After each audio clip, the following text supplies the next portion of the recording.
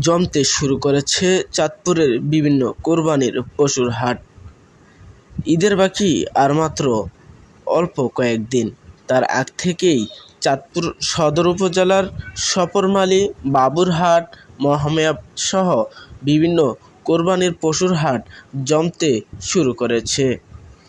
তবে ক্রেতা বিক্রেতারা গরু বেচাকেনার ধুমধাম তেমন দেখা যায়নি। স্থানীয় বেশ কয়েকজনের সাথে কথা বলে জানা গেছে, ক্রেতারা এবারের কোরবানির পশু নিয়ে বিভিন্ন হাটেই যাচ্ছেন।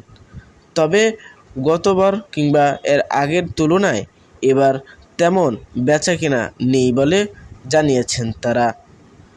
তবে কয়েকজন ক্রেতার সঙ্গে কথা বলে জানা যায়, গরুর অতিরিক্ত দাম, চাহিদা তেমন না থাকলেও ক্রেতার সংখ্যা কম।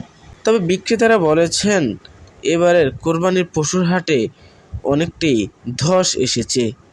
তবে এই বিষয়ে কোনো সূত্র পাওয়া যায়নি। হাজীগঞ্জের বাকিলা কোরবানির পশুর হাটে গিয়ে দেখা গেছে, পশু থাকলেও আগের মতো তেমন বিক্রি নেই। শাহরিন সিয়াম, দৈনিক স্বদেশ বিচিত্রা, চাঁদপুর।